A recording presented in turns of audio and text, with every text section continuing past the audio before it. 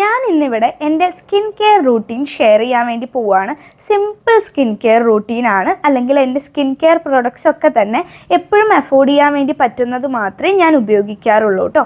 ആദ്യം തന്നെ ഞാൻ പുറത്തൊക്കെ പോയി വന്ന് ഫേസ് സോപ്പിട്ട് കഴുകി നിങ്ങൾക്ക് ഒരേ സോപ്പ് ഉപയോഗിക്കാൻ വേണ്ടി ശ്രമിക്കുക കേട്ടോ. നെക്സ്റ്റ് ഞാൻ ഉപയോഗിക്കുന്നത് ആസ്ട്രിജൻ്റ് ആണ്. പുറത്തൊക്കെ പോയി വന്നാൽ ഞാനിത് ഉപയോഗിക്കാറുണ്ട്. വളരെ ചെറിയൊരളവ് കുറച്ച് കോട്ടണിലെടുത്തിട്ട് ഫേസിൽ റോസ് വാട്ടറൊക്കെ അപ്ലൈ ചെയ്യുന്ന പോലെയാണ് ചെയ്യാറ്. ഈ ഒരു പ്രൊഡക്റ്റ് ഇൻട്രൊഡ്യൂസ് ചെയ്ത സമയത്ത് കുറേ അധികം നെഗറ്റീവ്സൊക്കെ ഞാൻ കണ്ടിരുന്നു. പക്ഷേ എനിക്കിത് ഉപയോഗിച്ച് കുഴപ്പം വരാത്തത് കൊണ്ടാണ് ഞാനിത് ഉപയോഗിക്കുന്നത്. ഏകദേശം ഞാനൊരു 5-6 വർഷമായി ഇത് ഉപയോഗിക്കുന്നുണ്ട്. ഇതെനിക്ക് പ്രശ്നങ്ങൾ അങ്ങനെ ഒന്നും ഉണ്ടായിട്ടില്ല കേട്ടോ. അതുകൊണ്ടാണ് ഉപയോഗിക്കുന്നത്. ഇപ്പോൾ കാണിക്കുന്ന ഒരു പ്രൊഡക്റ്റും ഞാൻ ആർക്കും സജസ്റ്റ് ചെയ്യില്ല. കാരണം എനിക്ക് പറ്റുന്ന പോലത്തെ സ്കിൻ കെയർ പ്രൊഡക്ട്സാണ് ഉപയോഗിക്കുന്നത്. അതുകൊണ്ട് തന്നെ ആരും വാങ്ങി ഉപയോഗിക്കരുത്. നിങ്ങൾക്ക് പറ്റിയത് ഉപയോഗിക്കണം കേട്ടോ. പിന്നെ എല്ലാവരും പുട്ടി എന്ന് പറഞ്ഞ് കളിയാക്കാറുണ്ട് കേട്ടോ. ഇപ്പം മനസ്സിലായില്ലേ, എൻ്റെ കഴുത്തിൻ്റെ കളറും ഫേസിൻ്റെ കളറും ഡിഫറെൻ്റ് ആണ്. അതെന്താ അങ്ങനെയെന്ന് ചോദിച്ചാൽ എനിക്കറിയില്ല. കുറച്ച് കാലങ്ങളായിട്ട് അങ്ങനെ തന്നെയാണ്. എന്നെപ്പോലെ ഇത് അനുഭവിക്കുന്ന കുറച്ച് പേരെങ്കിലും ഉണ്ടാവുമെന്ന് വിചാരിക്കുന്നു. പിന്നെ ഈ കയ്യിലുള്ളത് ഞാൻ ആമസോണിൽ നിന്ന് വാങ്ങിച്ചൊരു പാക്കേജ് ആയിരുന്നു. അതെനിക്ക് അത്ര ഇഷ്ടമായില്ല കേട്ടോ.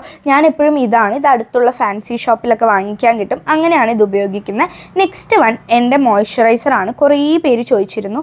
ഇത് എനിക്ക് ഡോക്ടർ സജസ്റ്റ് ചെയ്തത് കൊണ്ടാണ് ഞാൻ ഇതധികം ആരോടും പറയാത്തത്. ഇത് ഞാൻ മെഡിക്കൽ ഷോപ്പിൽ നിന്നാണ് വാങ്ങിക്കാറ്. അതും എല്ലാ മെഡിക്കൽ ഷോപ്പിലും ഇത് അവൈലബിൾ അല്ല. എൻ്റെ ഫേസിൽ എക്സ്ട്രീമായിട്ട് ഡ്രൈ ആവുന്ന സമയം ഒരു വൈറ്റ് കളർ ഇങ്ങനെ പൊടി വരും. എന്നിട്ട് അതിങ്ങനെ റെഡിഷായി വരുന്നൊരു സമയം ഉണ്ടായിരുന്നു.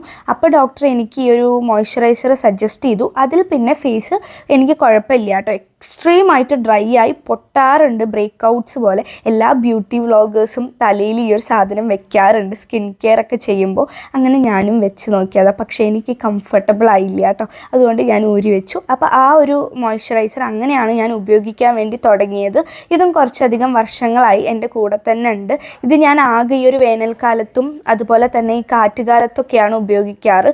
മഴക്കാലത്ത് എൻ്റെ സ്കിന്ന് കുറച്ചധികം ഓയിലി ആവും, അപ്പോൾ ഞാൻ ഉപയോഗിക്കില്ല.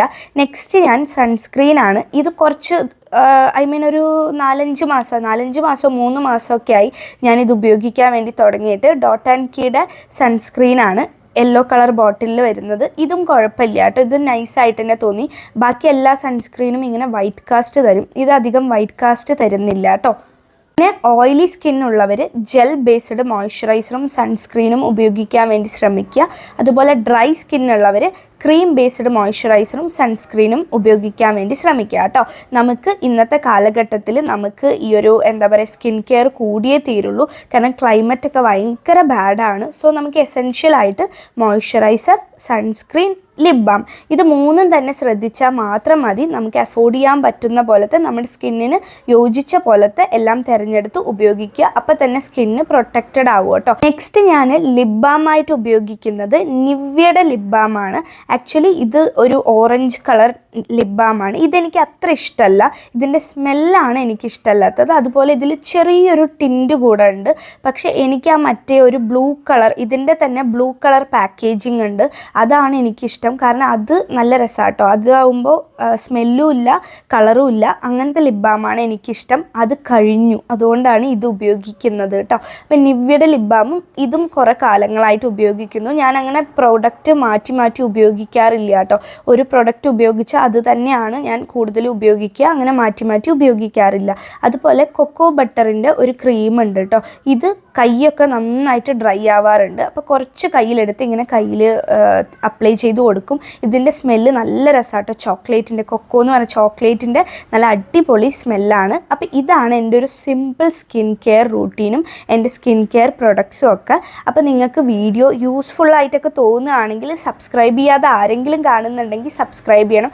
അതുപോലെ ലൈക്ക് ചെയ്തും ഷെയർ ചെയ്തും കമൻറ്റ് ചെയ്തും ഒക്കെ എന്നെ സപ്പോർട്ട് ചെയ്യാൻ വേണ്ടി മറക്കണ്ട. നെക്സ്റ്റ് വീഡിയോയിൽ കാണുന്നവരെ ടാറ്റാ ബൈ, ടേക്ക് കെയർ.